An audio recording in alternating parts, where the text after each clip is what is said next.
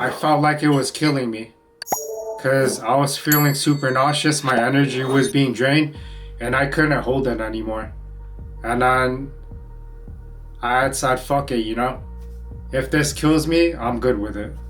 Hey, what's up, guys? I went to my second agape retreat. It's for psychedelics, psilocybin, and bufo 5-MeO DMT. My first retreat that I went to, I wasn't sure how it was gonna be like, and I just put myself out there because I felt like I didn't know what I was doing in the moment, and I wanted to find spiritual teachers to help guide me along the way. This place is located in the Moretta area near San Diego. All of the staff, they're pretty sweet, they're kind, they're caring, and they're amazing spiritual teachers, they're beautiful people. I think my heart was calling me to go to the retreat because I felt like I was being blocked. I was missing something. Maybe I was missing the love for myself and the feelings that I should have. My first retreat, I didn't really get it, and the first night it didn't really hit me because I didn't feel any different when I took the shrooms. And I was hearing a couple women, they were crying out because they had lost people in their lives. They were crying, they were in pain, and it showed me what it would be like for somebody to experience a death in their lives. And I know for men, suicide, it's not really talked about. It's kind of a dark place to think of how would I end it, how would I do it. And I didn't get it until I was driving home, and then I was like, oh, I would never want to cause pain to the people that I know, the people that love me. That's why I'm trying to self-improve to be the best person that I can. The second night of the first retreat, the mushrooms, they hit because the dosage was higher, and I remember feeling powerful. I remember feeling admiration for myself because I was in really good shape. I got a fitness coach because I wanted to feel worthy of self-investment, and that's kind of what this retreatment is too. The retreat is kind of me showing proof that I love myself and I'm willing to invest into myself because I know when I talk to my friends, they're like, I don't need it. And then I'm pretty sure if you asked me to do this 10 years ago, I would have said no, I don't need it. Me knowing what I know now, I wish I did it earlier because it is something that I felt like I do need it because it's plant medicine, it's more for spirituality.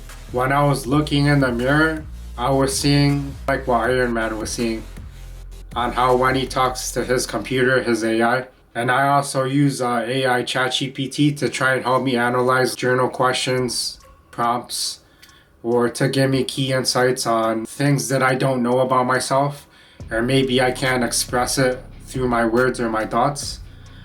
If you guys need help setting up your ChatGPT with master prompt of who you are so that it could give you better answers, let me know and I'll help you out. So the second retreat, it was special because I think I signed up for it when I was working, and I got laid off earlier this month, and I felt like I was figuring things out. It's not like it's the first time I've been in this position, and I know I've been in a lot worse position where I wasn't working and I didn't have any money. I had a lot of debt. The first night I took the 5-MeO DMT. It's a synthetic step-up version, and it's kind of like a toadstool. Not toadstool, it's like some kind of toad poison. If you guys look up documentaries on it, they pretty much burn your arm, and then they take the poison and then they put it into your body, and then it's like a rocket you're lifting off. They were done in 4 injections, so pretty much the first injection was 1 mg, second injection 20 minutes later 2 mg. First injection, I didn't feel anything. It just hurt when she injected it into my abdomen. And then the second, because they play music in the background, they were playing some sad music, or at least that's what the emotions that elicited, because I was thinking about my mother because she bounced when I was 3 months old. Like my dad, if you guys are Asian or if you're a minority, I'm pretty sure you guys got your ass beat when you were a kid. It was kind of rough, and I was thinking like, I was getting angry with myself because I felt I let this pain control my life and dictate who I am and how I think, how I act. And it was a way because I felt like my chest was heavy. I couldn't breathe. You know, it's something that I would want to let go because I kind of felt trapped from it. It's kind of like a claustrophobic feeling where I just need to escape. I just need to get away. The third injection is at 40 minutes. So 0, 20, 40. And on the third injection, I was feeling sad on the second, and then on the third, I started feeling I could do anything, I could go anywhere. This shit made me feel fucking powerful, honestly, because I didn't want to be a victim anymore. I wanted to be on a hero's journey, right? Because technically, when I was a baby, I had jaundice, and then my mom said, I called your dad, he was nowhere to be found, and she had to take me on a bus to go to the hospital, and she saved me, yo. Even though I didn't know my mother, you know, I still love her. Even though she wasn't close to me. And every time I thought of her, I felt like she was dying. If you guys grew up without a parent, it can be pretty painful, and I understand. I was talking to one guy, and I had said, you know, you're pretty cool. You're like a brother from another mother. I felt like I could talk to this person for hours. He felt like a best friend, and I just said, because his mom left him when he was a kid, that you're a good person and you're a good son. And if she doesn't want you, it's her loss. And that's how I would have to reframe it. I'm not saying that the pain will go away. It's just another way of how you can tell the story to empower yourself. When I took the fourth injection at 60 minutes, I felt like it was killing me because I was feeling super nauseous. My energy was being drained and I couldn't hold it anymore. And then I had said, fuck it, you know? If this kills me, I'm good with it. And if I live, I'm good with it too. Which is kind of crazy to say. That's how I felt in a moment. And then I pretty much went into like a deep sleep coma. I felt like I died. And then I went from my head down to my heart, into my body. And then I surrendered basically. I let go. And I think that that's the whole purpose of that kind of medicine is to trust me. Trust myself that I will live, I will survive. And then even if I don't survive, I will go down. It's like a warrior fighting. You win, you lose. And if you're fighting and you lose, it's a warrior's death. And pretty much I came out of it and I felt like I was laughing hysterically. And I just felt free, like nothing could hurt me. Nothing could touch me. Because if you think of being fearful, for example, if I'm not working, I'm not making money, that's not authentic way of being, because then I would be afraid versus like if I know I'll be okay because I've been in this position before and I'll figure it out. Being in a state of love, like to feel love in normal life, right? But then if you're on these kinds of substances, it's like times fucking 10, you know? It's unexplainable. The amount of love that I could have for myself and other people, and I felt like I could create anything and I could do anything. Maybe I could help one person in this world if you're watching this, and maybe that's why I was put here. Maybe I was given this kind of life so that I could help other people with similar kinds of lives. Alright, so night 2, I took psilocybin, and that kind of journey, it was wild because I remember being in a deep sleep. It's kind of like when Black Panther, he drinks the serum and then he goes into another world. That's kind of what I felt like. I was cold and I couldn't move the blanket on me, but I didn't because I was just in my head. I was trying to journal, and then I said, this is taking away from my journey, my experience. So I put my journal away. What I saw was things were turned inside out and they were covered in chocolate. I was seeing like paint drip in bright colors, vivid colors. Because I know when I close my eyes, I could see blackness.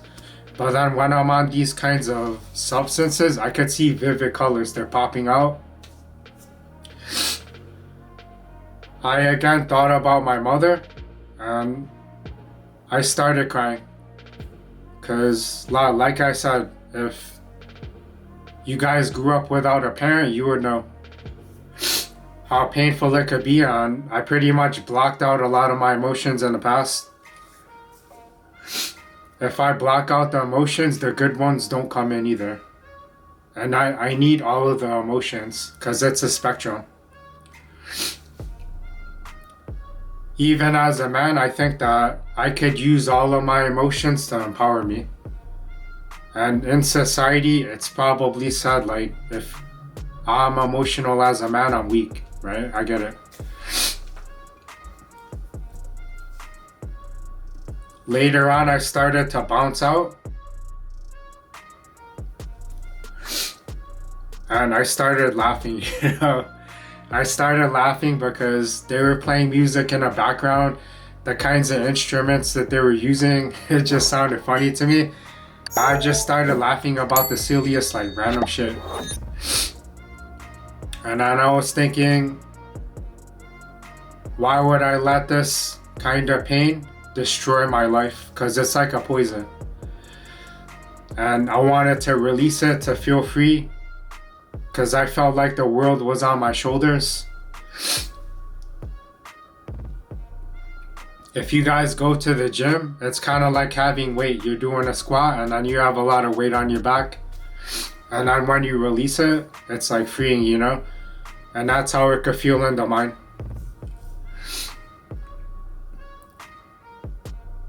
I felt like I wanted to hug everybody in the room because I was super fucking happy. I was laughing a lot. I probably laughed more and I felt more during that retreat than I did the whole year beforehand, the whole time earlier this year. That's no exaggeration. Because I think in society, as a man, and especially in Asian culture, they don't necessarily teach emotions, or maybe it's too serious. I felt like I was on cloud nine for love for myself and for love for other people. I also heard other people crying, and it was kind of like they were crying and I was a step above them. And then I remembered I was laughing out loud, and then they started fucking laughing too, you know? Because laughter is contagious, right? People want to feel good. Also, for that night, they gave me these eye drops. It's called Sananga. It felt like pepper spray, like getting maced in the face. And then they told me to breathe because I was starting to hyperventilate. And then they said breathe in and then out. Breathe in through your nose, out through your mouth. It felt like I was in pain for 10 minutes at least. And I think because I'm Asian, I might have hurt more. And I started to cry for real. That's how bad it hurt. It made me cry. And then I didn't think about anything else except my eyes burning. And they said that it makes your vision sharper and it clears the pores. That's why they call it a medicine, because I think traditionally it's used for hunters when they're hunting at nighttime. They have something else where it's called hape, where they blow tobacco up your nose. That shit hurts too, yo. The third night of my journey, I was super tired because essentially they take your car keys, they take your phone. And I have a sleep tracker and I checked it. I only got 4 hours of sleep for the first 2 nights when I was there. And also keep in mind, I had to drive from San Jose down to San Diego. And that took at least 8 hours. That means that my sleep was pretty trash. Because I think that the ceremonies for psilocybin, it's 6 hours and they start at 6 o'clock or later. And it's hard to sleep when you're in an unfamiliar area. It's more of surrendering. You're trusting other people so that you could grow later. That's how I felt about it. The third night, I wasn't really feeling it, in all honesty. I took the shrooms And then I was imagining a phoenix that they were burned to the ground. And then they rose from the ashes to rise. And it could be symbolic for somebody who grew up small, or if you grew up poor, you got bullied, something, some kind of trauma. Life could feel like one big fight. I needed to be my own hero. I needed to look like a professional athlete or my own hero. I went outside and I saw the clouds. And the clouds, it looked like a phoenix to me. It looked like a bird. And the night before, the stars, they were amazingly beautiful. Because normally I wouldn't go outside to look at the stars, but being on the shrooms, it just looked amazing. And then it makes you feel super small. So the third night, I was thinking, I was laughing again. I was laughing my ass off. And I was thinking about sex. And then I was like, everybody's in their little beds, and then everybody ate the shrooms. And then I was laughing, and then I went outside and I was thinking about my dad. And I was laughing at him because he had 4 kids with 3 different women. And for me, it was painful, but then I'd understand why do guys do those kinds of things, and it's because he was horny, right? Guys have 10 times the amount of testosterone as women do. That's why they act different. And that's why they have the high sex drives. It makes sense. I also heard some coyotes. I felt trapped. And then I was supposed to stay in the area because they want us to be safe. But then I was like, fuck it. Let me go walk around. Maybe the coyotes will roll up. And then I was running around and I was out in the open. And I was imagining what would it be like to fight coyotes, a pack of coyotes. And I was unarmed. I didn't have any weapons on me, and I would just accept that if I had to fight, I would fight. And if I lost, and if I were to be killed, it would be okay. I would be okay with it. And thinking back, that's kind of dumb, because I remember all of the reckless ass shit that I used to do. Dumb shit, how much pain it could bring, because life, it's not forever. Maybe this was a way for me to forgive my father and my parents, because they had me when I was in their 20s. And I know for me, when I was in my 20s, I didn't know shit. And even at 43, I'm still trying to figure things out for myself. Have courage and be brave to go through whatever you're trying to go through. Try to mitigate the rage so it doesn't consume you. A lot of things, they're balanced in life. And if I could learn how to accept how life has come out, because it is my perception, how I see it is how I will live, and it's how other people would see me as well. These substances, they dissolve the ego.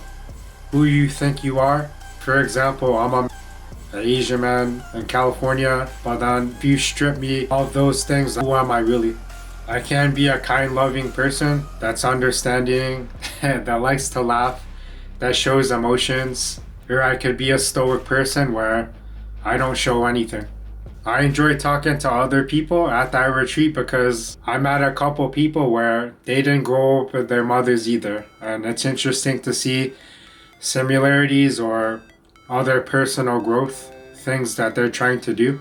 Some people were told that they should go from their family members because maybe they were having some problems in their personal lives. They could be uptight or snappy.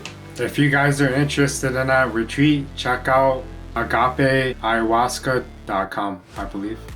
I could put the link in the description down below. I'll check you guys another time. Peace.